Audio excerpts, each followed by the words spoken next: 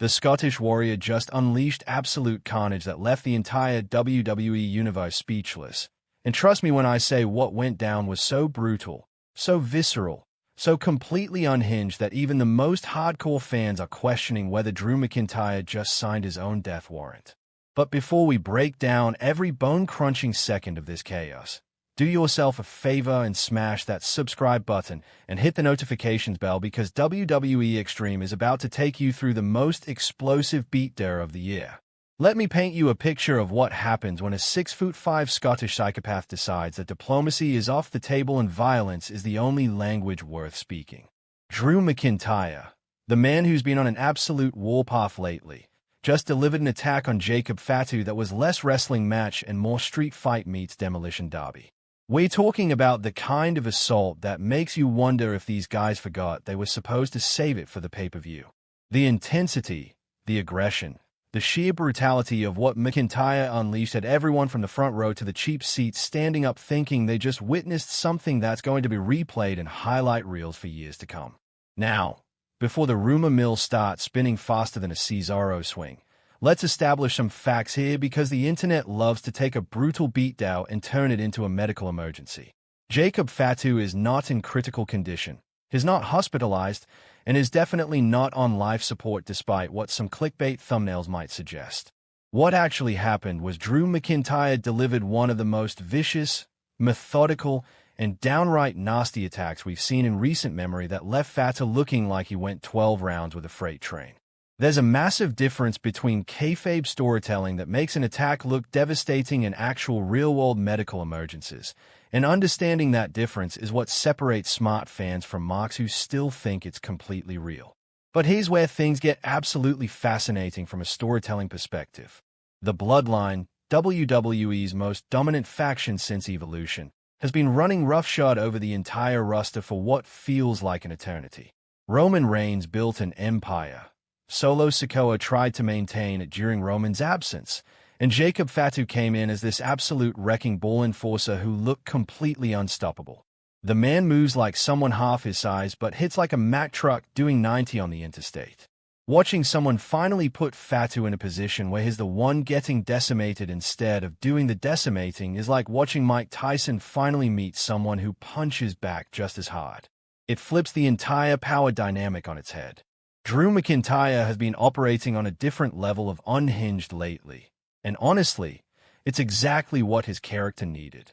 Think about his journey over the past few years. He was the chosen one, the guy who was supposed to carry WWE into the future. Then injuries derailed him. He got released, rebuilt himself on the independent circuit, came back stronger than ever, won the WWE Championship in an empty performance center during a pandemic with zero fans to celebrate his moment, and has been fighting to reclaim that spotlight ever since. That kind of journey creates either a broken man or dangerous one, and Drew clearly chose dangerous. He's not just throwing hands anymore, he's throwing everything including the kitchen sink, the refrigerator, and the entire plumbing system. The attack itself read like a masterclass in how to make someone look absolutely vulnerable. McIntyre didn't just hit his finisher and walk away like it's a random Monday night. No, he systematically broke Fatu down piece by piece, targeting specific body parts with the precision of a surgeon and the mercy of a loan shark collecting debts. Steel steps became weapons, ring posts became torture devices, and the announce table, God rest its soul, became collateral damage in this war of attrition. By the time officials and referees swarmed the scene trying to pull Drew off, Fatu was selling like his entire skeleton had been replaced with shattered glass. That's the kind of selling that makes moments memorable. That's what elevates a simple beatdown into something people talk about for months. Speaking of the Bloodline, let's address the elephant in the room, or should I say the pack of Samoan warriors ready to commit murder. You don't just attack a member of the Bloodline without consequences. It's like kicking a hornet's nest, except the hornets are 6'+ Samoans who specialize in making people famous for all the wrong reasons. Solo Sikoa, Tama Tonga, Tonga Loe, and whoever else is rolling with them this week are absolutely going to make Drew's life a living hell.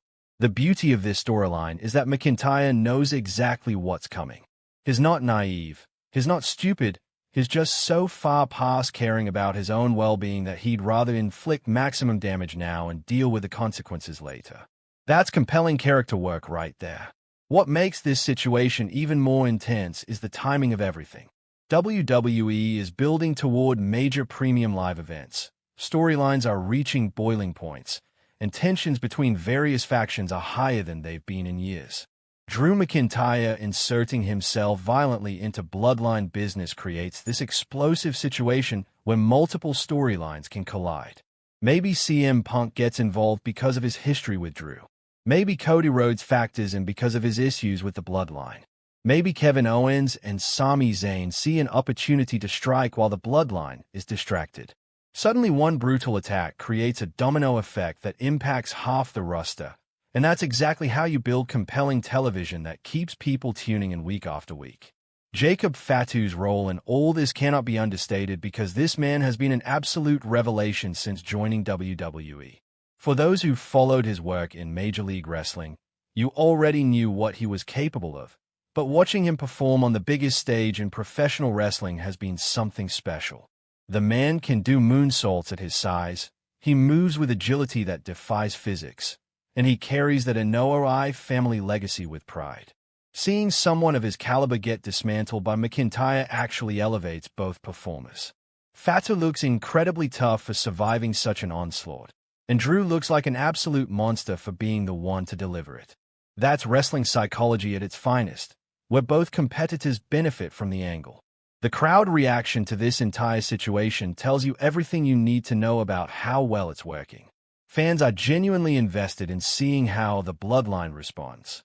Social media has been absolutely exploding with reactions ranging from shock to excitement to speculation about what happens next. That's the kind of engagement WWE desperately wants for every storyline. When people are actively discussing, debating, and predicting what comes next, you've successfully created appointment television. Drew McIntyre attacking Jacob Fatu wasn't just a random act of violence. It was a calculated story beat designed to propel multiple narratives forward simultaneously. Thanks for watching WWE Extreme. And remember, the Scottish Warrior just started a war that's going to get a whole lot worse before it gets better. And then there is the psychological warfare. McIntyre stares down opponents like he is trying to bore holes through their soul with his eyeballs alone. Fatu responds with that Samoan war dance intensity that says he is not just ready for a fight, he is eager for it, practically begging for someone to test him. When you put these two energies in the same ring, it is like mixing volatile chemicals just to see what kind of explosion you get. The near falls in a match like this hit differently, because everyone watching knows that either man could legitimately win at any moment. When Fatu goes for that moonsault, heart stop, because if that lands clean, it is over, done, finished. Somebody call the coroner. When McIntyre loads up that claymore, the entire building holds its breath because one